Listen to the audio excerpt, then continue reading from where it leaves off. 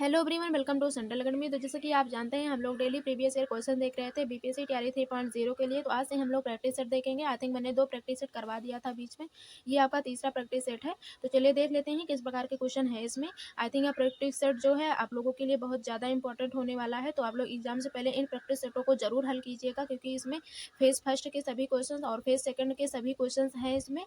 तो आप लोग ज़रूर से ज़रूर एग्ज़ाम के पहले से इन प्रैक्टिस सेटों को ज़रूर देखिएगा और ज़्यादा से ज़्यादा शेयर कीजिएगा। जिन्हें नहीं पता है तो उन लोगों तक भी शेयर कीजिएगा, ताकि उन्हें भी पता चले कितना इंपॉर्टेंट प्रैक्टिस सेट है।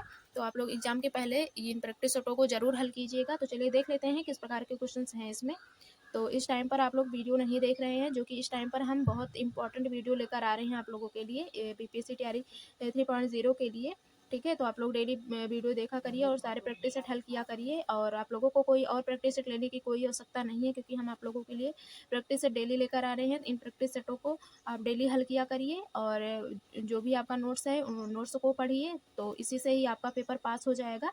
ठीक है, तो अगर आपने चैनल सब्सक्राइब नहीं किए हैं तो चैनल जरूर सब्सक्राइब कर लें, ताकि जो भी मेरा वीडियो आए आप लोगों तक सबसे पहले पहुंच जाए। ठीक है, तो सबसे पहले हम लोग लैंग्वेज का देखेंगे, उसके बाद सामान्य अध्ययन, साइंस, हिस्ट्री, हम सभी का प्रैक्टिस सेट देखेंगे। ठीक है, तो चलिए देख लेते हैं। तो आप लोगों को और भी किस सब्जेक्ट के प्रैक्टिस सेट चाहिए तो आप लोग कमेंट बॉक्स में कमेंट करके जरूर बताइएगा, तो हम उसका भी लेकर आएंगे। ठीक है, तो अगर आपने चैनल सब्सक्राइब नहीं किए हैं, चैनल पर नए हैं, तो चैनल जरूर सब्सक्राइब कर लें। ठीक है, तो चलिए देख लेते हैं इसमें किस प्रकार के क्वेश्चन हैं इसमें। तो इसमें है आपका भक्ति काल को सबसे पहले, तो पहले हिंदी का है, उसके बाद हम लोग इंग्लिश का देखेंगे। तो इसमें है आपका भक्ति भक्ति काल को सबसे पहले किसने हिंदी साहित्य का स्वर्ण युग कहा है। तो सबसे पहले हिंदी साहित्य में क्या कहते हैं स्वर्ण युग किसने कहा है। तो क्या कहते हैं इसमें पहला है आचार्य रामचंद्र शुक्ल, दूसरा है ग्रियर्सन और तीसरा है हजारी प्रसाद द्विवेदी, चौथा है इसमें उपर्युक्त में से एक से अधिक। तो इसमें से कौन सा ऑप्शन आपका सही होगा। भक्ति काल को सबसे पहले किसने क्या कहते हैं हिंदी साहित्य का स्वर्ण युग कहा है। तो सबसे पहले किन्होंने कहा है, तो गियर्सन ने कहा है। तो इसमें आपका बी वाला ऑप्शन सही हो जाएगा, गियर्सन हो जाएगा। और अगला क्वेश्चन देखते हैं। तो अगला क्वेश्चन है आपका इसमें भक्तन को कहा सीकरी सो काम आवत जात पहया टूटी बिसरी गयो हरि नाम। ठीक है, तो इसमें कौन सा ऑप्शन सही होगा। पहला है कुंभनदास, दूसरा है नंददास, तीसरा है चतुर्भुजदास और चौथा है उपर्युक्त में से एक से अधिक। तो हम लोग थोड़ा स्पीड में चलेंगे, ज़्यादा मतलब केवल क्वेश्चन और आंसर पर ही ध्यान देंगे। ठीक है, वैसे भी आप लोगों की मतलब लास्ट समय है, तो आप लोगों को समय भी बहुत कम होगा आप लोगों के पास। तो आप लोग जल्द क्या कहते हैं, तो हम केवल क्वेश्चन और आंसर ही देखेंगे। ठीक है, तो इसका कौन सा ऑप्शन सही होगा। तो इसका हो जाएगा आपका कुंभन दास हो जाएगा। भक्तन को कहा सीकरी सो काम आवत जात पहया टूटी विसरी गयो हरि नाम। तो इसका हो जाएगा कुंभन दास जी का। ठीक है, कुंभन दास जो थे वो परमानंद के समकालीन थे। ये अत्यंत स्वाभिमानी भक्त थे और उन्होंने फतेहपुर सीकरी के राज सम्मान से क्या कहते हैं खिन्न होकर भक्तन को कहा सीकरी से काम आवत जात पनहैया टूटी विसरी गयो हरिनाम। तो इस जब वो मतलब दुखी हो गए थे तब इन्होंने ऐसा मतलब कहा था। ठीक है, इन्होंने कुंभन दास जी। तो इसका फर्स्ट वाला आंसर आपका राइट हो जाएगा। अगला देखेंगे, तो अगला क्वेश्चन है आपका इसमें तुलसीदास जी ने भी भ्रमर गीत परंपरा के अंतर्गत भ्रमर गीत की रचना की है, जो संकलित है। तो संकलित है जानकी मंगल में संकलित है कि कृष्ण गीतावली में, और तीसरा है गीतावली में, और चौथा है इसमें उपर्युक्त में से एक से अधिक। तो इसमें इसका ऑप्शन आपका हो जाएगा इसमें से आपका हो जाएगा कृष्ण गीता वली में हो जाएगा। ठीक है, आपका बी वाला ऑप्शन सही हो जाएगा। तो हम लोग अगला क्वेश्चन देखेंगे। तो अगला क्वेश्चन है इसमें आपका चतुरी चामर उपन्यास है। जो चतुरी चामर उपन्यास है वो है किसका है। प्रेमचंद्र जी का है, निराला जी का है कि भगवती चरण वर्मा जी का है। तो किसका है। तो इसमें से आपका है निराला जी का है, सूर्यकांत त्रिपाठी निराला जी का है। ठीक है, तो इसमें आपका चौथे का यहाँ पे बी वाला आंसर आपका सही हो जाएगा। चौधरी चामर निराला का उपन्यास है। निराला के अन्य जो प्रमुख उपन्यास हैं जैसे कि है अन्य उपन्यास जो हैं जैसे कि अलका हो गया, और कौन सा हो गया, अलका हो गया, और क्या कहते हैं बिल से सुर हो गया, और बिक्रिया हो गया, कुलही हो गया, भाट हो गया। ये सभी क्या कहते हैं जो है निराला जी के उपन्यास हैं। ठीक है, तो इसका जो है आपका बी वाला आंसर सही हो जाएगा। चतुरी और चामर ये सभी उपन्यास सूर्यकांत त्रिपाठी निराला जी का है। तो आप लोग ध्यान रखिएगा, आपके एग्जाम में जरूर पूछा जा सकता है, ये इंपॉर्टेंट क्वेश्चन है। तो अगला है आपका इसमें चंडी चरित्र किसकी विशिष्ट साहित्यिक रचना है। चंडी चरित्र जो है किसकी विशिष्ट साहित्यिक रचना है। तो पहला है गुरु गोविंद सिंह जी का, और दूसरा है अर्जुन सिंह जी का, और सी है रामदास का, और डी है उपर्युक्त में से एक से अधिक। तो ये है चंडी चरित्र गुरु गोविंद सिंह जी का है। ठीक है, चंडी चरित्र जो है ये साहित्यिक रचना गुरु गोविंद जी का है। ठीक है, ये फर्स्ट वाला आंसर इसका सही हो जाएगा, गुरु गोविंद सिंह हो जाएगा। ठीक है ना। तो हम लोग अगला क्वेश्चन देखेंगे। तो अगला है आपका इसमें तुलसीदास चंदन घिसै के लेखक हैं। तुलसीदास चंदन घिसै के लेखक कौन है। तो यहाँ पे पहला है विद्यानिवास मिश्र, और दूसरा है हरिशंकर परसाई, और सी है कुबेर नाथ, और डी है उपर्युक्त में से एक से अधिक। तो अगला है इसमें 7 नंबर में है, इनमें से बादल का पर्यायवाची शब्द नहीं है। तो इसमें से बादल का पर्यायवाची शब्द कौन सा नहीं है। तो पहला है जलद, दूसरा है जलधि और मेघ।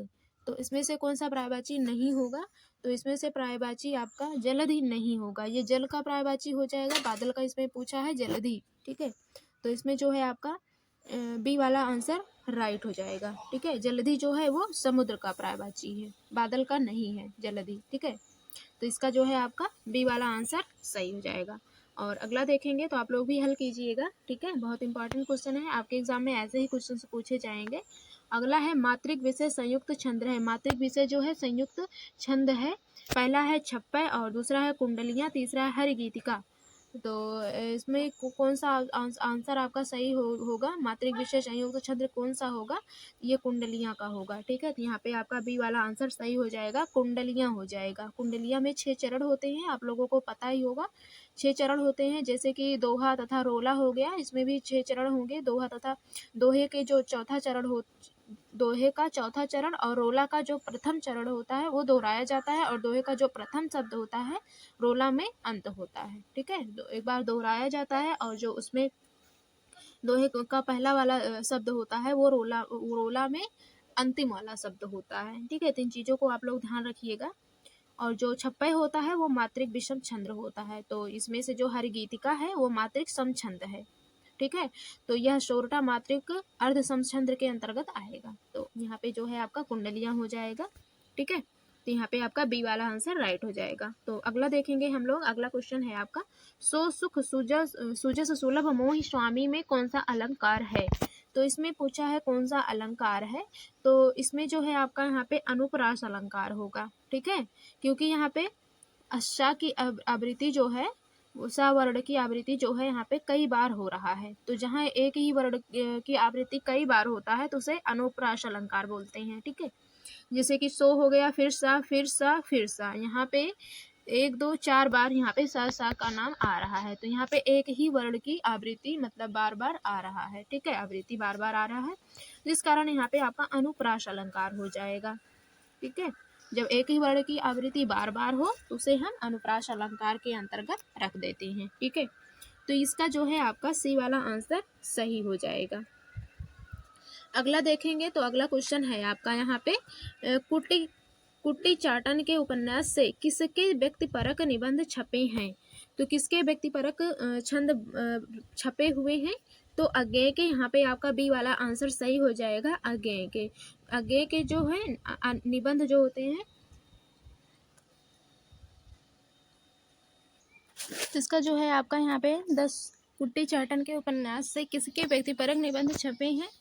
तो क्या कहते हैं, अज्ञेय के। तो इसका जो है आपका यहाँ पे बी वाला ऑप्शन राइट हो जाएगा, अज्ञेय हो जाएगा। ठीक है ना। अगला क्वेश्चन हम लोग देखेंगे। तो अगला क्वेश्चन है आपका यहाँ पे सुलोचना निबंध संकलन है। तो सुलोचना निबंध संकलन है, फर्स्ट है इसमें रामचंद्र शुक्ल, और बी है भारतेंदु हरिश्चंद्र, और सी है यहाँ पे आपका बालकृष्ण भट्ट। तो कौन सा ऑप्शन इसमें से राइट होना चाहिए। तो इसमें से आपका हो जाएगा भारतेंदु हरिश्चंद्र जी हो जाएगा। ठीक है ना। और नेक्स्ट क्वेश्चन देखेंगे। तो नेक्स्ट है आपका अन्न को पचाने वाली अग्नि है। तो अन्न को पचाने वाली कौन सी अग्नि होती है, जठर अग्नि, दूसरा है बड़वा अग्नि, और दावा अग्नि है तीसरा। ठीक है ना। तो इसमें अन्न को पचाने वाली जो अग्नि होती है वो जठर अग्नि होती है। ठीक है, तो इसका फर्स्ट वाला आंसर आपका राइट हो जाएगा। अगला देखेंगे तो कालिदास हजारा की रचना है, कालिदास हजारा की रचना की है, किसनों किया है? तो पहला है भारतेंदु जी ने, और दूसरा है घनानंद, और सी है कालिदास ने, और डी है उपर्युक्त में से एक से अधिक। तो इसमें से जो है आपका यहाँ पे सी वाला आंसर राइट हो जाएगा, कालिदास नहीं हो जाएगा। सी वाला ऑप्शन आपका सही हो जाएगा। और अगला देखेंगे तो अगला है आपका यहाँ पे प्रकाश का विलोम शब्द है। तो प्रकाश का विलोम शब्द कौन सा होता है? पहला है उजाला, दूसरा है रोशनी, और तीसरा है अंधेरा, और डी है उपर्युक्त में से एक से अधिक। तो जो है यहाँ पे आपका सी वाला आंसर सही होगा, अंधेरा हो जाएगा। सी वाला आंसर आपका राइट हो जाएगा।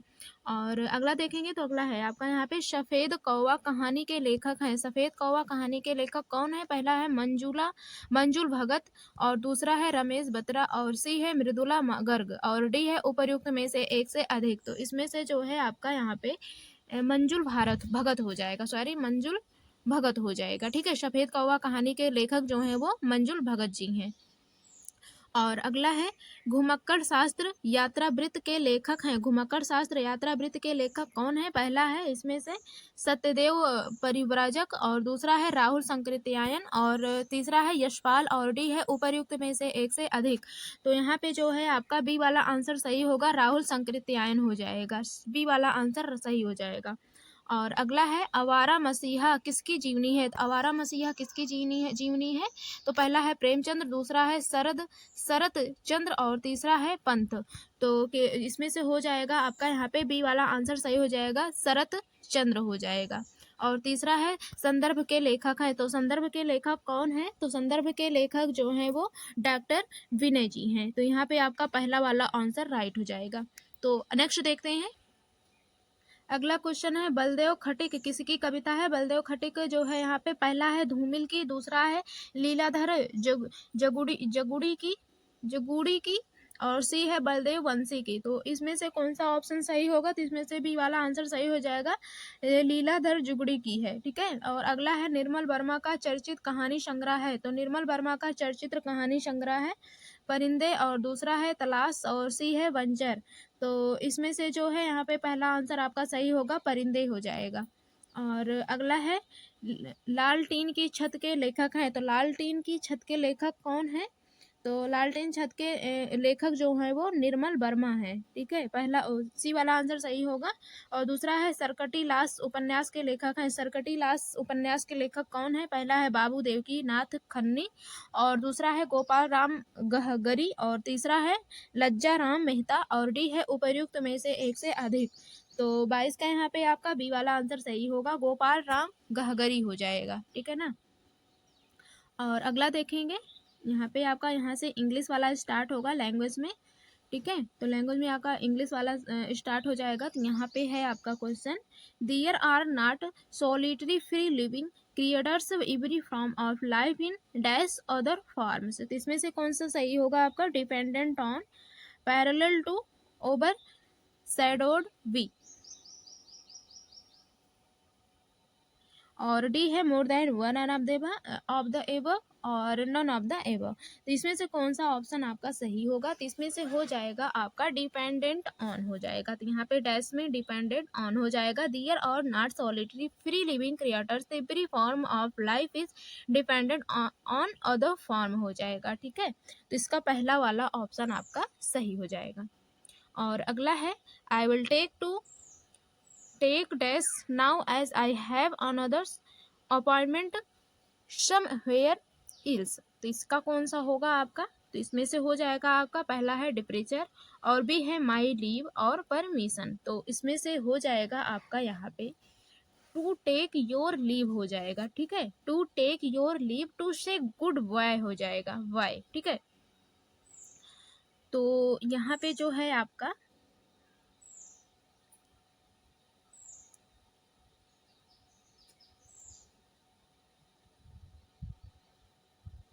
बी वाला आंसर सही हो जाएगा, माय लीव हो जाएगा। ठीक है, तो अगला नेक्स्ट क्वेश्चन यहाँ पे देखेंगे। तो इसमें से भी आपको यही करना है। यहाँ पे देखेंगे एबनॉर्मल का यहाँ पे क्या करना है, unusual, irregular, unnatural, different from, what is usual. तो इसका होगा आपका एब नॉर्मल हो जाएगा।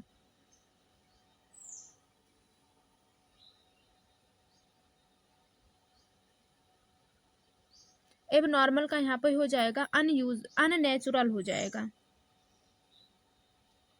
एब नॉर्मल का अननॉर्मल होना चाहिए, अननेचुरल दिया हुआ है और इरेगुलर, तो इसमें आपका फर्स्ट वाला आंसर सही हो जाएगा, अननेचुरल हो जाएगा। और दूसरा है विनल, विनल का इसमें से क्या होगा, कॉर्पोरेट, कंप्रीहेंसिबल, रियूएबल और डी है more than one of the above. तो इसमें से जो है आपका हो जाएगा विनल कॉर्पोरेट हो जाएगा, फर्स्ट वाला आंसर सही हो जाएगा।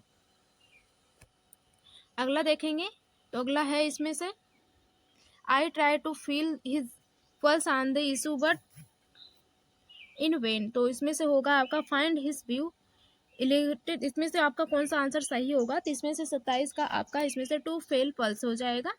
ठीक है, फील्स टू पल्स, तो इसमें से होगा आपका यहाँ पे फर्स्ट वाला आंसर सही होगा, फाइंड हिज व्यू हो जाएगा, फाइंड हिज व्यूज हो जाएगा। और अगला है for this act of indifference he will be taken to task by the authority। तो he will get unofficial deferment from the authority। और अगला है यहाँ पे be will to rewarded by the authority। और C है he will tender his resignation to is the authority to the। ठीक है, तो इसका जो है यहाँ पे हो जाएगा पहला वाला ऑप्शन सही हो जाएगा। और अगला देखेंगे तो अगला है द जेनिटरी of the two towns has inverted. तो इसका हो जाएगा आपका सी वाला आंसर सही हो जाएगा, होयर इनवाइटेड हो जाएगा, होयर इनवाइटेड। ठीक है, और अगला है after the written exam you will also have an oral exam. तो इसका भी बी वाला आंसर सही हो जाएगा, वाइवा वॉइस हो जाएगा। ठीक है, तो आपके लैंग्वेज के आपको पता ही होगा 30 नंबर के लैंग्वेज में क्वेश्चंस आते हैं आपके, 9 नंबर के इंग्लिश के थे आपके, और बाकी जो आई थिंक 18 क्वेश्चन जो थे, 18 20 21 क्वेश्चन में 22 क्वेश्चन जो भी, तो आपके हिंदी के थे। तो हिंदी और क्या कहते हैं इंग्लिश के मिला के आपके पूरे 30 क्वेश्चन पूछे जाते हैं लैंग्वेज से। उसके बाद आपके 40 नंबर के जनरल स्टडीज के क्वेश्चन पूछे जाते हैं और 80 क्वेश्चन आपके मेन सब्जेक्ट के होंगे। अगर आपका इंग्लिश आई थिंक वो साइंस और मैथ्स है तो आपके दोनों मिला करके आपके 80 क्वेश्चन से पूछे जाएंगे। और एसएसटी है तो एसएसटी के आपके क्या कहते हैं 80 क्वेश्चन से पूछे जाएंगे। मेंस के सब्जेक्ट के आपके जो हैं 80 क्वेश्चन से पूछे जाते हैं। और जो क्या कहते हैं जनरल स्टडीज होता है इसके 40 क्वेश्चन से पूछे जाते हैं। इन्हीं 40 क्वेश्चनों में से आपके जीके, जीएस, मैथ्स, रीजनिंग और साइंस के 2-3 क्वेश्चंस और ऐसे क्वेश्चन पूछे जाते हैं। तो इन 40 नंबरों में आपके कई चीज़ पूछ लिए जाते हैं। ठीक है, करंट के पूछे जाएंगे। तो आप देखेंगे हम लोग सामान्य अध्ययन के क्वेश्चन से देखेंगे तो यहाँ पे आपका मैथ्स के पहले 6 क्वेश्चन आई थिंक मैथ के 6 क्वेश्चन से पूछे जाते हैं। उसके बाद आपके यहाँ पे करंट के भी पूछे जाते हैं। और यहाँ पे आप हम लोग मैथ्स का आप लोग देख लीजिएगा, यहाँ पे हम आपको क्वेश्चन दिखा रहे हैं। ठीक है, तो इसके आगे का हम लोग क्वेश्चंस देखेंगे, मैथ्स का हम लोग नहीं हल करेंगे। आप लोग एक बार हल करके देख लीजिएगा। आई थिंक हम अगर हल भी कराएंगे तो आप लोगों को केवल डायरेक्ट आंसर ही बताएंगे, तो आप लोग हल कीजिएगा खुद से भी और बताइएगा किसका भी आंसर आपका जितना आंसर आ रहा है जिस भी क्वेश्चन का मैथ्स में, तो आप लोग कमेंट बॉक्स में कमेंट करके ज़रूर बताइएगा आपका सही आंसर है कि गलत आंसर है, मैं आपको कमेंट करके ज़रूर बताऊँगी। ठीक है, तो यहाँ पे 41 नंबर क्वेश्चन से हम लोग देखेंगे करंट के क्वेश्चन से। यहाँ थी भारत सरकार का प्रथम विधि अधिकारी कौन है। तो भारत का प्रथम विधि अधिकारी कौन होता है, तो इसका कौन सा आंसर आपका सही होगा, तो इसका जो है यहाँ पे आपका सी वाला आंसर सही हो जाएगा, महान्यायवादी होता है। ठीक है, यहाँ पे भारत सरकार का प्रथम विधि अधिकारी कौन है? पहला है भारत के मुख्य न्यायाधीश, दूसरा है केंद्रीय विधि मंत्री और तीसरा है महान्यायवादी। तो यहाँ पे आपका सी वाला आंसर सही हो जाएगा।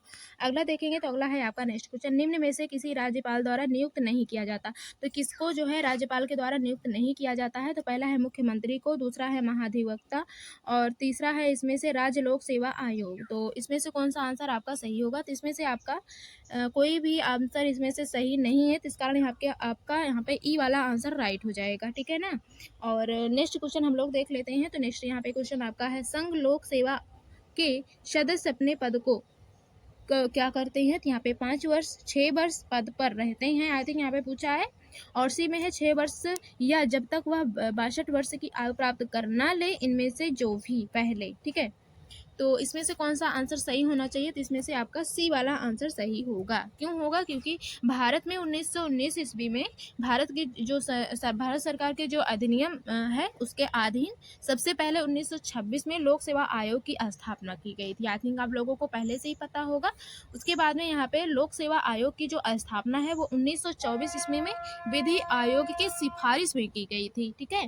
विधि आयोग ने की सिफारिश में की थी, जो कि लोक सेवा आयोग के जो अध्यक्ष और सदस्य थे उनकी नियुक्ति राष्ट्रपति द्वारा किया जाता है। आई थिंक आपको पता ही होगा, जो लोक सेवा के अध्यक्ष और सदस्यों की जो नियुक्ति होती है वो राष्ट्रपतियों के द्वारा नियुक्त किया जाता है, ठीक है। और इनकी वर्तमान में संख्या कितनी है? तो इनकी वर्तमान में संख्या 10 है, ठीक है, इन सदस्यों की।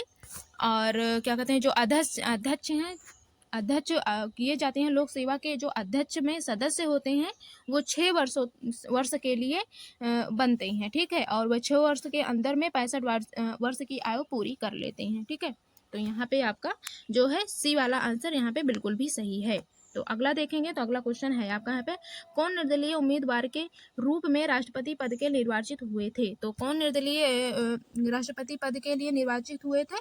तो पहला है इसमें से डॉक्टर राजेंद्र प्रसाद और दूसरा है इसमें से बीवी गिरी और सी है नीलम संजीव रेड्डी और डी है उपर्युक्त में से एक से अधिक। तो इसमें से जो है आपका यहाँ पे सी वाला आंसर सही हो जाएगा, नीलम संजीवा रेड्डी हो जाएगा। और अगला देखेंगे तो अगला क्वेश्चन है आपका यहाँ पे, राज्यसभा के सभापति चुना जाता है। तो राज्यसभा के सभापति चुने जाते हैं संसद के निर्वाचित सदस्यों के द्वारा चुने जाते हैं। तो यहाँ पे आपका सी वाला आंसर बिल्कुल सही हो जाएगा। अगला देखेंगे तो अगला क्वेश्चन है आपका यहाँ पे, निम्नलिखित में से कौन सा मूल अधिकार केवल नागरिकों को प्राप्त है, विदेशियों को नहीं? तो किसको मूल अधिकार प्राप्त है और विदेशियों को नहीं? तो यहाँ पे वाक एवं अभिव्यक्ति की स्वतंत्रता। तो यहाँ पे आपका बी वाला आंसर सही हो जाएगा। अगला क्वेश्चन है आपका इसमें से, एक राज्य विधानसभा की अधिकतम संख्या कितनी संभव है? तो एक राज्य विधानसभा की अधिकतम संख्या कितनी संभव हो सकती है? तो इसमें से पहला है 400 सदस्य, दूसरा है 425 सदस्य और सी है इसमें 500 सदस्य। तो इसमें से जो है आपका यहाँ पे सी वाला सही हो जाएगा आंसर, 500 सदस्य अधिकतम संभव है, ठीक है। राज्य विधानसभा की अधिकतम संख्या जो है वो 500 सदस्य संभव है। और अगला देखेंगे तो अगला क्वेश्चन है आपका यहाँ पे, डिएगो गार्सिया कहाँ स्थित है? डिएगो गार्सिया जो है कहाँ स्थित है? पहला है अटलांटिक महासागर और दूसरा है हिंद महासागर, तीसरा है प्रशांत महासागर। तो जो है इसमें से आपका बी वाला आंसर सही हो जाएगा, हिंद महासागर हो जाएगा, ठीक है ना। और नेक्स्ट है आपका, निम्नलिखित में से कौन सा एक राजकोषीय नीति एक घटक नहीं है? तो राजकोषीय नीति का एक घटक नहीं है। पहला है कराधान नीति और दूसरा है लोक ऋण नीति और तीसरा है व्यापार नीति और डी है उपर्युक्त में से एक से अधिक। तो इसमें से आपका सी वाला आंसर सही हो जाएगा, व्यापार नीति हो जाएगा। और अगला है, हेक्साक्लोरोबेंजीन को क्या कहते हैं? तो हेक्साक्लोरोबेंजीन को पहला है पायरीन कहते हैं, दूसरा है कृत्रिम रेशम और सी है गैमेक्सिन। तो क्या कहते हैं? तो उसे हेक्साक्लोरोबेंजीन को जो है कहते हैं गैमेक्सिन। हेक्साक्लोरोबेंजीन को गैमेक्सिन कहते हैं, ठीक है। जो कि हेक्साक्लोरोबेंजीन जो होता है एक पीड़कनाशी है, इसका आम प्रचलन होता है गैमेक्सिन से, ठीक है। ये इसे गैमेक्सिन भी आम भाषा में बोला जाता है, गैमेक्सिन। और यह क्या कहते हैं, पीड़कनाशी होता है, कीटाणुओं को पेड़ पे अगर कीटाणु लग जाते हैं तो उसे पेड़ पर लगने से रोकता है, कीटाणुओं को मार देता है। कौन? गैमेक्सिन, ठीक है। इसलिए पेड़ों पर जो है गैमेक्सिन डाला जाता है, पाउडर के रूप में होता है, ठीक है। आई थिंक आप लोगों को पहले से ही पता होगा। और नेक्स्ट क्वेश्चन देखते हैं। तो यहाँ पे अगला है आपका, टेलीविजन की खोज किसने की थी? टेलीविजन की खोज किसने की थी? पहला है मार्कोनी, दूसरा है J.L. बेयर्ड और दूसरा हेम्फ्रे डुब्रुई और डी है उपर्युक्त में से एक से अधिक। तो इसे क्या कहेंगे? J.L. बेयर्ड कहते हैं। ठीक है, तो इसे बी, इसका बी वाला आंसर आपका सही हो जाएगा। अगला है ओरिजिन ऑफ स्पीसीज के रचयिता कौन है? ओरिजिन ऑफ स्पीसीज के रचयिता पहला है डार्विन है, वाइजमैन है, आई थिंक विजमैन से बोलते हैं, और दूसरा है मुलर। तो कौन है? तो डार्विन है। ठीक है, और ओरिजिन ऑफ स्पीसीज के जो रचयिता हैं वो डार्विन है। ठीक है, और अगला है भारत में कौन सा राज्य नवसृजित है? तो भारत में कौन सा राज्य नवसृजित है? पहला है तेलंगाना, दूसरा है उत्तराखंड। तो क्या कहते हैं? तो नवसृजित जो है वो तेलंगाना है। तो इसका आपका फर्स्ट वाला आंसर राइट हो जाएगा। और नेक्स्ट देखते हैं, भारत के विभाजन के समय भारतीय राष्ट्रीय कांग्रेस का अध्यक्ष कौन था? तो भारतीय विभाजन के समय राष्ट्रीय कांग्रेस का अध्यक्ष कौन था? पहला है राजेंद्र प्रसाद, दूसरा है जवाहरलाल नेहरू, तीसरा है JB कृपलानी और डी है उपर्युक्त में से एक से अधिक। उपर्युक्त में से कोई भी नहीं। तो यहाँ पे आपका सी वाला आंसर सही हो जाएगा, JB कृपलानी हो जाएगा। ठीक है, और नेक्स्ट है निम्नलिखित में से कौन सा एक अग्निवलय नामक ज्वालामुखी कटिबंध से घिरा है? तो पहला है अटलांटिक महासागर, दूसरा है उत्तर ध्रुवीय महासागर, तीसरा है भूमध्य सागर। तो जो है यहाँ पे इसमें से कोई भी ऑप्शन सही नहीं है, तो इस कारण यहाँ पे उपर्युक्त में से कोई भी ऑप्शन सही नहीं है, हो जाएगा ई वाला ऑप्शन। ठीक है, और अगला है लाल ग्रंथियों के द्वारा निम्नलिखित में से कौन सा एंजाइम उत्पादित होता है? तो पेप्सिन, टाइलिन, रेनिन। तो कौन सा लाल ग्रंथियों के द्वारा एंजाइम उत्पादित होते हैं? तो क्या कहते हैं? टाइलिन एंजाइम उत्पादित होता है। ठीक है, तो बी वाला आंसर आपका सही हो जाएगा। अगला है त्रिपिटक ग्रंथ किस धर्म से संबंधित है? तो त्रिपिटक ग्रंथ जो है वैदिक धर्म से संबंधित है कि बौद्ध धर्म से कि जैन धर्म से? तो किससे संबंधित है? तो बौद्ध धर्म से संबंधित है। आपका बी वाला आंसर सही हो जाएगा। और अगला क्वेश्चन है, माइक्रोवेव ओवन में जिस माइक्रोवेव ट्यूब का उपयोग होता है वह है? तो माइक्रोवेव ओवन में जिस माइक्रोवेव ट्यूब का उपयोग होता है वह क्या है? क्लिस्ट्रॉन है, योम मैग्नेट्रॉन ट्यूब्स है, और दूसरा है क्लिस्ट्रॉन ट्यूब है, मैग्नेट्रॉन ट्यूब है, और डी है उपर्युक्त में से एक से अधिक। वो है आपका मैग्नेट्रॉन ट्यूब है। ठीक है, तो यहाँ पे आपका सी वाला आंसर सही हो जाएगा। और अगला है पारिस्थितिकी तंत्र के जैविक घटकों में कौन उत्पादक घटक है? पहला है गाय, दूसरा है मोर, तीसरा है बाघ। तो आपका यहाँ पे कौन सा सही होगा? जैविक घटकों में कौन उत्पादक घटक है? तो इसमें से कोई भी नहीं है उत्पादक घटक के रूप में। ठीक है, तो यहाँ पे आपका सी वाला आंसर सही हो जाएगा, उपर्युक्त में से कोई नहीं। प्रोड्यूसर इसमें से कोई भी नहीं है, तो यहाँ पे आपका हो जाएगा ई वाला आंसर राइट हो जाएगा, उपर्युक्त में से कोई भी नहीं। नेक्स्ट क्वेश्चन देख लेते हैं। तो नेक्स्ट क्वेश्चन है आपका, इसमें से निम्नलिखित में से कौन सा गैस समूह ग्रीन हाउस प्रभाव में योगदान देता है? तो कौन सा इसमें से ग्रीन हाउस में आपका योगदान देता है? तो कौन सा योगदान देगा? इसमें हम लोग ऑप्शन देखते हैं। थोड़ा सा आपका यहाँ पे ऊपर चला गया है आपके सभी क्वेश्चंस, तो यहाँ पे इधर देख लेते हैं। तो यहाँ पे है अमोनिया तथा ओजोन, और दूसरा है कार्बन मोनोऑक्साइड तथा सल्फर डाइऑक्साइड। सी है कार्बन टेट्राफ्लोराइड तथा नाइट्रस ऑक्साइड। तो कौन सा होगा इसमें से? तो इसमें से कोई भी ऑप्शन सही नहीं है, तो इस कारण यहाँ पे आपका ई वाला आंसर राइट हो जाएगा, उपर्युक्त में से कोई नहीं। अगला है फल को पकाने वाला हार्मोन है। तो फल को पकाने वाला कौन सा हार्मोन होता है? तो पहला है एब्सिसिक अम्ल, दूसरा है साइटोकाइनिन, तीसरा है एथिलीन, और डी है उपर्युक्त में से एक से अधिक। तो इसमें से आपका हो जाएगा एथिलीन हो जाएगा। ठीक है, फलों को पकाने वाला होता है इसमें से हार्मोन एथिलीन होता है। तो आपका यहाँ पे सी वाला आंसर राइट हो जाएगा। ठीक है ना। और नेक्स्ट क्वेश्चन है आपका, निम्नलिखित में से बायोम को विश्व की ब्रेड बास्केट कहा जाता है? पहला है उष्णकटिबंधीय सवाना, और दूसरा है मध्य अक्षांश घास स्थल, तीसरा है टैगा, और डी है उपर्युक्त में से एक से अधिक। तो इसमें से जो है आपका बी वाला आंसर सही हो जाएगा, मध्य अक्षांश घास स्थल हो जाएगा। ठीक है ना। और अगला है, वह जीव कौन सा है जो वायु प्रदूषण को मॉनिटर करता है? तो वायु प्रदूषण को कौन मॉनिटर करता है? पहला है फंजाई, दूसरा है बैक्टीरिया, तीसरा है लाइकेन। तो कौन सा मॉनिटर करता है? तो लाइकेन करता है। यहाँ पे आपका सी वाला आंसर राइट हो जाएगा, लाइकेन हो जाएगा। ठीक है ना। और अगला है, कंप्यूटर में उपयोग आने वाली IC चिप किससे बनी होती है? तो कंप्यूटर में उपयोग आने वाली आईसी चिप जो होती है वो किससे बनी होती है? पहला है तांबा, दूसरा है सिलिकॉन, तीसरा है स्टील। तो जो है बनी होती है सिलिकॉन की, ठीक है। तो इसका आपका बी वाला आंसर राइट हो जाएगा, सिलिकॉन हो जाएगा, ठीक है। और अगला है मौर्य काल में सीता से तात्पर्य है। तो मौर्य काल में सीता से क्या तात्पर्य है? पहला है एक देवी है, एक धार्मिक संप्रदाय, दूसरा है राजकीय भूमि से प्राप्त आय, और तीसरा डी है उपर्युक्त में से एक से अधिक, और ई है उपर्युक्त में से कोई नहीं। तो इसका मतलब होता है राजकीय भूमि से प्राप्त आय। इसका अर्थ होता है मौर्य काल में सीता का तात्पर्य यही होता है कि राजकीय भूमि से प्राप्त आय, ठीक है।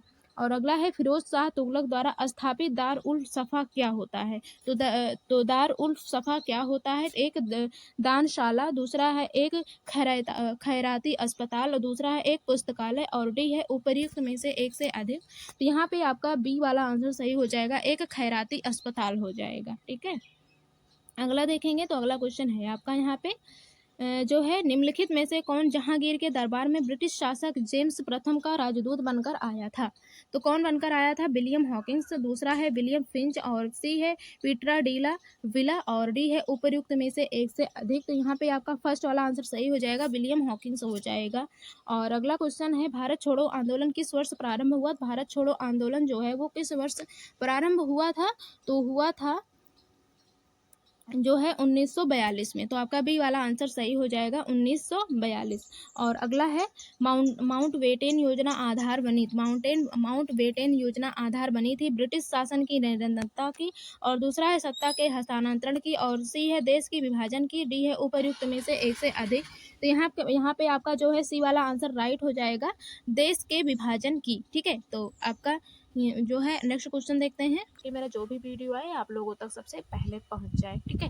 तो आपको जिस सब्जेक्ट के प्रीवियस ईयर क्वेश्चन चाहिए तो उसका भी आप लोग कमेंट बॉक्स में कमेंट कर दीजिएगा, तो हम उसका भी लेकर आएंगे, ठीक है ना। चलिए देख लेते हैं। इससे पहले आपका कौन सा क्वेश्चन है, तो इसमें क्वेश्चन में पूछा गया है यदि पृथ्वी तथा सूर्य के बीच की दूरी जो है आर है तो पृथ्वी का सूर्य के चारों ओर कोणीय संवेग अनुक्रमानुपाती होगा। आई थिंक ये मैथ का क्वेश्चन है। इसमें आई थिंक आप लोगों को पता ही है, साइंस और मैथ्स दोनों क्वेश्चन पूछे जाते हैं, तो मैंने केवल मैथ साइंस के ही क्वेश्चन रखे हैं। एनसीईआरटी बेस पर पूरा है, एनसीईआरटी का निचोड़ है पूरा, ऐसे ही क्वेश्चन पूछे जाएंगे। तो इसका कौन सा आंसर सही होगा आपका? तो इसमें है रूट आर के और R3/2 के है और आर के है, और इसमें डी में है उपयुक्त में से एक से अधिक, उपयुक्त में से कोई भी नहीं। आई थिंक आप लोगों को पता ही होगा, इसमें 5 ऑप्शन पूछे जाते हैं। और तो इसमें से आपका कौन सा आंसर सही होगा? तो इसमें से आपका जो है यहाँ पे आप लोग देख लीजिएगा, कोणीय संवेग पूछा है यहाँ पे। कोणीय संवेग का फॉर्मूला यहाँ पे क्या होगा? यल बराबर यम आर स्क्वायर और कार्य हो जाएगा, ठीक है ना, डब्लो हो जाएगा। तो इस तो ऐसे हम क्वेश्चन इस पर वो क्या कहते हैं फार्मूले पर रख करके हल करेंगे। तो यहाँ पे आपका जो है आ जाएगा यल अनुक्रमानुपाती आर स्क्वायर अनुक्रमानुपाती आर 3 कितना लिखा हुआ है यहाँ पे 3/2, ठीक है ना, 3/2। और क्या कहते हैं यहाँ पे हो जाएगा यल बराबर यल अनुक्रमानुपाती आर 1/2 के हो जाएगा। आप लोग ऐसे करके हल कर लीजिएगा, तो यहाँ पे आपका आंसर जो है निकल कर आ जाएगा। तो यहाँ पे आपका आंसर कौन सा वाला आ रहा है? तो यहाँ पे आ रहा है आपका बी वाला आंसर, ठीक है। यहाँ पे हो जाएगा आपका R3/2 के हो जाएगा, ठीक है। इसी पे आप लोग रख के हल कीजिएगा तो यही वाला आंसर निकल कर आ जाएगा। तो आई थिंक आप लोगों को समझ में आ गया होगा। तो यहाँ पे अगला क्वेश्चन हम लोग देखेंगे, मोस्ट इंपॉर्टेंट क्वेश्चन है, आपके एग्जाम में ऐसे ही क्वेश्चन पूछे जाएंगे। तो आप लोग लास्ट तक वीडियो जरूर देखिएगा और ज़्यादा से ज़्यादा शेयर कीजिएगा, ताकि और लोगों को भी पता चले कि किस प्रकार के क्वेश्चन हैं, उन्हें भी हेल्प मिल जाए, हल कर सकें। तो इसमें अगला क्वेश्चन है, सेलों के संयोग से अधिकतम धारा प्राप्त करने के लिए सेलों को जोड़ा जाना चाहिए, ठीक है। सेलों को जोड़ा जाना चाहिए, श्रेणी क्रम में जोड़ा जाना चाहिए, समांतर क्रम में। आई थिंक आप लोगों को थोड़ा सा ब्लर दिख रहा होगा, ठीक है ना, तो आप लोग थोड़ा सा वो तेज कर लीजिएगा यहाँ पे अपना ब्राइटनेस, तो इससे आप लोगों को सही से दिखने लगेगा। और यहाँ पे तीसरा वाला ऑप्शन है, यहाँ पे आंतरिक और बाह्य प्रतिरोध के मान पर निर्भर करेगा, और डी में है उपर्युक्त में से एक से अधिक, और ई में है उपर्युक्त में से कोई भी नहीं। तो इसमें से जो है आपका कौन सा आंसर सही होगा? तो इसमें से जो है आपका यहाँ पे सी वाला आंसर सही होगा, आंतरिक और बाह्य प्रतिरोध के मान पर निर्भर करेगा, क्योंकि यहाँ पे सेलों के संयोग से अधिकतम धारा प्राप्त करने के लिए सेलों को जोड़ा जाना चाहिए, तो इसीलिए जोड़ा जाना चाहिए ताकि आंतरिक और बाह्य प्रतिरोध के मान पर निर्भर करेगा। यही वाला आंसर सही हो जाएगा यहाँ पे सी वाला। ठीक है, तो यहाँ पे आगे हम क्वेश्चन से देखेंगे आपका। यहाँ पे 15 नंबर क्वेश्चन, किसी तापक तंतु के लिए निम्न में से कौन सा ग्राफ सही है? इसमें से कौन सा ग्राफ सही होगा? तो इसमें से कौन सा वाला ग्राफ सही होगा यहाँ पे क्वेश्चन से मैं कहा है। तो यहाँ पे हो जाएगा आपका, तापक तंतु में जो धारा का मान होता है उसे बढ़ाने पर जो जब बढ़ाया जाता है तो उसका जो वो जो क्या कहते हैं तापक होता है उसका जब वो क्या कहते हैं मान बढ़ाया जाता है तो वो अधिक गर्म हो जाता है। ठीक है, इसी कारण से उसका तापमान बढ़ जाएगा। जब गर्म हो जाएगा तो उसका तापमान भी गर्म हो जाएगा। ठीक है ना, और बढ़ जाने के कारण जब फिर उसके बाद में यहाँ पे उसके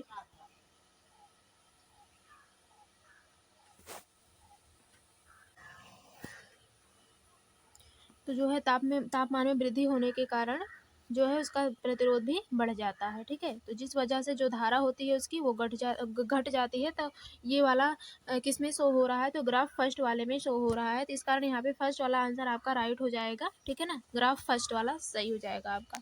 तो यहाँ पे हम लोग अगला क्वेश्चन देखते हैं। तो अगला क्वेश्चन है आपका, चित्र में दर्शाए गए परिपथ में बिंदुओं ए व बी के बीच विभवांतर होगा। ए व बीच के बीच का जो विभवांतर होगा वो होगा क्या होगा वो? तो यहाँ पे आप लोग एक बार हल कर लीजिएगा। तो यहाँ पे दिया हुआ है मान आपको यहाँ पे, तो उस सारे को आप लोग रख करके सीरियल वाइज में हल कर सकते हैं। तो यहाँ पे हो जाएगा विभवांतर। तो यहाँ पे सारे मान को आप लोग ऐसे सीरियल वाइज में रख करके यहाँ पे जब गुणा करेंगे एक दूसरे के साथ, तो यहाँ पे आपका आंसर निकल कर आ जाएगा 6 दूनी 12 हो जाएगा, -12 9 दूनी 18 हो जाएगा। यहाँ पे हो जाएगा आपका 12 + 12 और +18 हो जाएगा। उसके बाद में यहाँ पे -4 हो जाएगा और हो जाएगा आपका यहाँ पे 10 और उसके बाद में यहाँ पे आपका निकल कर आंसर आ जाएगा पूरा। यहाँ पे ऐड कर लेंगे 12 12 यहाँ पे 24 18 और यहाँ पे इसमें से इतना घटाएंगे तो यहाँ पे पूरा आपका 48 आ जाएगा निकल कर। ठीक है, तो यहाँ पे आपका 48 वोल्ट हो जाएगा। यहाँ पे आपका सी वाला आंसर राइट हो जाएगा। ठीक है, सी वाला आंसर आपका सही हो जाएगा। तो अगला क्वेश्चन हम लोग देख लेते हैं। तो अगला क्वेश्चन है आपका, यदि वायु में ध्वनि का वेग c5 तथा वर्ग मध्य मूल c हो तो यहाँ पे कौन सा आंसर आपका सही होगा? तो यहाँ पे जो है आपका c5 सी वाला आंसर सही हो जाएगा। c5 बराबर cy/3 λ/3 1/2 हो जाएगा। ठीक है, यहाँ पे सी वाला आंसर सही हो जाएगा। और अगला क्वेश्चन देखेंगे। तो अगला क्वेश्चन है आपका, ध्वनि का वेग निम्न में से किस पर निर्भर करता है? तो जो ध्वनि का वेग होता है वो निम्नलिखित में से किस पर निर्भर करेगा? तो पहला है ताप पर, बी है मध्यम पर और सी है दाब पर। तो जो है इसमें से कौन सा आंसर आपका फिर सही हो जाएगा? तो इसमें से जो है आपका यहाँ पे डी वाला आंसर सही होगा। उपर्युक्त में से एक से अधिक होगा। ध्वनि का ताप मध्यम पर भी करेगा, ताप दाब यहाँ पे तीनों पर ही निर्भर कर सकता है। तो इस कारण यहाँ पे आपका डी वाला आंसर राइट हो जाएगा। ठीक है,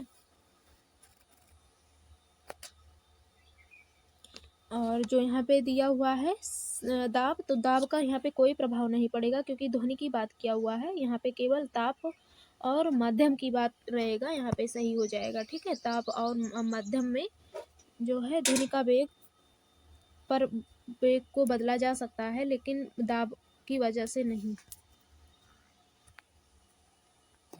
अगला क्वेश्चन है आपका, यदि एक सरल लोलक को ऐसे स्थान पर ले जाया जाए जहां जी का मान 2% घट जाए तो उसका आवर्तकाल होगा। तो उसका आवर्तकाल क्या होगा? तो उसका आवर्तकाल यहाँ पे हो सकता है 2%, 1%, 5% बढ़ जाएगा, कोई भी यहाँ पे हो सकता है। तो आई थिंक यहाँ पे एक से अधिक वाला आंसर आपका राइट हो जाएगा। और अगला क्वेश्चन है, क्षण की गति होगी। तो क्षण की गति होती है आवर्ती परंतु दोलनी नहीं, दोलनी परंतु सरल आवर्त गति नहीं, कोणीय आवर्ती दोलनी। तो इसमें से कौन सा सही होगा आपका? तो इसमें से सी वाला आंसर आपका सही हो जाएगा, कोणीय आवर्ती दोलनी हो जाएगा। आपका सी वाला आंसर राइट हो जाएगा। और अगला क्वेश्चन है, पृथ्वी की सतह से h ऊंचाई पर एक उपग्रह पृथ्वी की चारों ओर चक्कर लगा रहा है। यदि ऊंचाई h को बढ़ा दिया जाए तो उपग्रह का आवर्तकाल घटेगा, बढ़ेगा, कोई प्रभाव नहीं पड़ेगा। तो कौन सा वाला आंसर आपका सही हो जाएगा? तो यहाँ पे बढ़ जाएगा, तो इस कारण यहाँ पे आपका बी वाला आंसर राइट हो जाएगा। अगला देखेंगे, यदि 1 वोल्टीय सेल में 5 ग्राम जिंक की खपत होती है तो हमें कितने एम्पीयर घंटे प्राप्त होंगे? जिंक का विद्युत रासायनिक तुल्यांक बराबर 3.38 गुणे 10 की घात -7 किलोग्राम कूलाम होगा। तो यहाँ पे कौन सा आंसर सही होगा आपका? तो यहाँ पे सी वाला आंसर भी देख लेते हैं। तो यहाँ पे आपका सी वाला आंसर राइट हो जाएगा, 4.1 हो जाएगा। ठीक है, 4.1 हो जाएगा आपका। ठीक है, सी वाला आंसर सही हो जाएगा। तो क्योंकि यहाँ पे दिया हुआ है 5 गुणे 10 की घात -3 दिया हुआ है अपान में। यहाँ पे आगे देख लेते हैं और क्या दिया हुआ है। यहाँ पे बार हल करके आप लोगों को दिखा देते हैं। तो यहाँ पे है आपका 5 गुणे 10 की घात -3 है, इसको यहाँ पे रखेंगे। उसके बाद में यहाँ पे 3.387 गुणे 10 की घात -7 एम्पियर सेकंड हो जाएगा। ठीक है, एम्पियर सेकंड आप लोग समझ लीजिएगा। उसके बाद हम इसको पूरा हल करते हैं तो यहाँ पे आपका निकल कर आ जाएगा 5 गुणे 10 की घात -3। उसके बाद में यहाँ पे 3.387 गुणे 10 की घात -7 बराबर यहाँ पे हो जाएगा आपका 3600। ठीक है, यहाँ पे आपका 3600 एम्पियर हो जाएगा। तो यहाँ से आपका 10 की घात इसमें से इतना आप लोग कट कर दीजिएगा यहाँ पे, तो आपका यहाँ पे 4.1 निकल कर आ जाएगा। ठीक है, तो यहाँ पे जो है आपका कौन सा आंसर सही हो जाएगा? तो यहाँ पे जो है आपका सी वाला आंसर सही हो जाएगा, 4.1। आगे देखेंगे तो आगे है आपका क्वेश्चन यहाँ पे, ए भुजा वाले एक समबाहु त्रिभुज ए बी सी के शीर्ष ए व बी पर समान क्यू आवेश रखा जाता है तो बिंदु सी पर विद्युत क्षेत्र की तीव्रता होगी। तो विद्युत क्षेत्र की तीव्रता जो होगी वहाँ क्या होगी, यहाँ पे पूछा है क्वेश्चन में। तो विद्युत क्षेत्र की जो तीव्रता होगी यहाँ पे बी वाला हो जाएगा √2q अपान 4πe0a² हो जाएगा। यहाँ पे बी वाला आंसर सही हो जाएगा। और आगे देखेंगे तो आगे है आपका यहाँ पे, एक विस्फोट में एक चट्टान क्षैतिज समतल वाले 3 भागों में टूट जाती है। उनमें से 2 भाग एक दूसरे से समकोण पर है। पहला भाग जिसका द्रव्यमान 1 किलोग्राम है और 12 मीटर सेकंड के वेग से गतिमान है तथा 2 किलोग्राम का दूसरा भाग जो है वो 8 मीटर सेकंड के ग्राम वेग से गतिमान है। यदि तीसरे भाग की चाल जो है वो 4 मीटर पर सेकंड है तो इसका द्रव्यमान है। तो इसका द्रव्यमान क्या होगा? तो इसमें से कौन सा आंसर आपका सही होगा? तो इसमें से जो है आपका हो जाएगा बी वाला आंसर सही हो जाएगा, 5 किलोग्राम हो जाएगा। और अगला है, किसी आदर्श गैस की मोलर विशिष्ट ऊष्माएं नियत दाब तथा आयतन पर क्रमशः इतना है और तथा आर सार्वत्रिक गैस नियतांक है, तब सी भी बराबर होगा। यह किसके बराबर होगा? ये बराबर हो जाएगा आर अपान लेमडा -1 के बराबर हो जाएगा। तो बी वाला आंसर आपका सही हो जाएगा। और अगला देखेंगे तो अगला क्वेश्चन है आपका, 2 किलोग्राम के कण पर 31+1 न्यूटन का बल लगाया जाता है। कण स्थिति जो है यहाँ पे इतना है 2i और प्लस के से स्थिति 4i+3 के तक विस्थापित होती है। तब कण द्वारा किया गया कार्य होगा। तब कण के द्वारा किया गया जो कार्य होगा वो क्या होगा? तो यहाँ पे हो जाएगा 9 जूल हो जाएगा। ठीक है, 9 जूल हो जाएगा। और अगला है, यदि खुले आर्गन पाइप के दोनों सिरों पर कंपन उत्पन्न होते हैं तब निम्न में से कौन सा कथन सत्य नहीं है? तो इसमें से कौन सा सत्य नहीं है? इसमें से नेगेटिव वाला आंसर पूछा है। तो इसमें से हो जाएगा आपका सी वाला आंसर सही हो जाएगा, खुले सिरे पर दाब परिवर्तन 0 होगा। तो यहाँ पे सी वाला आंसर सही हो जाएगा। अगला है, स्वप्रेरक यल एक कुंडली बल्ब बी तथा एसी स्रोत के साथ श्रेणी क्रम में जोड़ी जाती है तब बल्ब की चमक कम हो जाएगी जब यहाँ पे कौन सा सही होगा? कब हो जाएगी यहाँ पे? तो यहाँ पे हो सकता है एसी स्रोत की आवृत्ति कम हो जाती है, कुंडली में एक आयरन छड़ लगा दी जाती है तो ये भी हो सकता है, और कुंडली के फेरों की संख्या कम हो जाती है तो ये भी हो सकता है। तो यहाँ पे वो उपयुक्त में से एक से अधिक वाला आंसर सही हो जाएगा। अगला देखेंगे तो अगला क्वेश्चन है, 3 बिंदु ए बी तथा सी एक समान विद्युत क्षेत्र में स्थित हैं, तब विद्युत विभव होगा। तब यहाँ पे विद्युत विभव क्या होगा, तो यहाँ पे विद्युत विभव का मान हो जाएगा बी बिंदु पर हो जाएगा, यहाँ पर हो जाएगा बी बिंदु पर हो जाएगा विद्युत विभव, तो इस कारण यहाँ पे बी बिंदु पर अधिकतम होगा। ठीक है, विभव की बात किया हुआ है। और अगला क्वेश्चन यहाँ पे देखेंगे तो अगला क्वेश्चन है आपका, यन प्रकार के अर्धचालक के लिए निम्न में से कौन सा कथन सही है। तो इसमें से कौन सा कथन आपका सही है, यहाँ पे ये पूछा है। तो इसमें से जो है आपका सी वाला आंसर सही हो जाएगा। हाल अल्पसंख्यक होते हैं तथा पंच संयोजी अणु अमिश्रित होते हैं, सी वाला आंसर सही हो जाएगा। और अगला है, एक रेडियो एक्टिव समस्थानिक यक्ष की अर्ध आयु जो है वो 20 वर्ष है। यह क्षय होकर एक अन्य तत्व वायु में बदल जाता है जो अस्थायी है। एक दी गई चट्टान में तत्व यक्ष तथा वायु जो है वो 1:7 प्राप्त होते हैं, तब चट्टान की आयु निर्धारित होगी। तब चट्टान की आयु जो है वो क्या निर्धारित होगी, तब चट्टान की आयु जो है वो 60 वर्ष निर्धारित हो जाएगी। यहाँ पे बी वाला आंसर सही होगा। और अगला देखेंगे तो अगला है आपका क्वेश्चन, हाइड्रोजन का निश्चित द्रव्यमान जो है वो नाभिकीय संलयन की क्रिया द्वारा हीलियम में बदल जाता है। संलयन क्रिया में द्रव्यमान क्षति इतना है, तब उत्पन्न ऊर्जा होगी। तब उत्पन्न ऊर्जा क्या होगी यहाँ पे, तो यहाँ पे ऑप्शन देख लेते हैं। तो यहाँ पे हो जाएगा आपका सी वाला आंसर सही हो जाएगा। ठीक है, सी वाला आंसर सही हो जाएगा। अगला देखेंगे तो अगला है आपका क्वेश्चन, आर त्रिज्या की गोल गेंद यन सान्यता के किसी संयन तरल में वेग भी से गिर रही है, गोल गेंद पर कार्यरत मंदक संयन बल है। तो यहाँ पे कौन सा बल लगेगा, कौन सा बल होगा यहाँ पे हो जाएगा आर तथा वाई दोनों लैम्डा दोनों के अनुक्रमानुपाती हो जाएगा। ठीक है, और अगला है, रेडियो एक्टिव क्षण में उत्सर्जित ऋण आवेशी बीटा कण होते हैं। तो ऋण आवेशित बीटा कण होते हैं, तो नाभिक के भीतर न्यूट्रॉनों के क्षय से उत्पन्न इलेक्ट्रॉन होते हैं। तो बी वाला आंसर सही हो जाएगा। और अगला देखते हैं तो अगला है आपका, बल और विस्थापन के बीच किस कोण से अधिकतम कार्य होगा। तो किस कोण से अधिकतम कार्य होगा, तो 0 अंश से कोण अधिकतम कार्य होगा। और अगला है, एक सरल दोलक का आवर्तकाल जो है वो 1.2 सेकंड है। यदि दोलक की लंबाई जो है उसे अगर दोगुनी कर दिया जाए तब नया आवर्तकाल होगा। तब नया आवर्तकाल क्या होगा, तो हो जाएगा आपका 1.7 सेकंड हो जाएगा। और अगला है, एक अमीटर का प्रतिरोध जो है वो 13 ओम है और वह 100 एम्पियर तक की धाराएं माप सकता है। इसमें अतिरिक्त सट जोड़ने पर एक अमीटर 750 एम्पियर तक की धाराएं मापने के लिए सक्षम हो जाता है। अतिरिक्त सट का प्रतिरोध होगा, तो इसका प्रतिरोध क्या होगा, यहाँ पे ऑप्शन देख लेते हैं। तो ऑप्शन में है आपका 20 ओम और 2 ओम और 0.2 ओम। तो क्या होगा आपका यहाँ पे, तो हो जाएगा आपका यहाँ पे 2 ओम हो जाएगा। तो आपका बी वाला आंसर सही हो जाएगा, 2 ओम हो जाएगा। और अगला है, एक मोटर गाड़ी यक्ष से वायु तक अचर चाल से चलती है और वायु से यक्ष तक अचर चाल भी डी से वापस आती है। इस पूरी यात्रा के लिए गाड़ी और औसत चाल होगी। तो गाड़ी का औसत चाल क्या होगा यहाँ पे, तो हो जाएगा आपका यहाँ पे ए वाला आंसर सही हो जाएगा।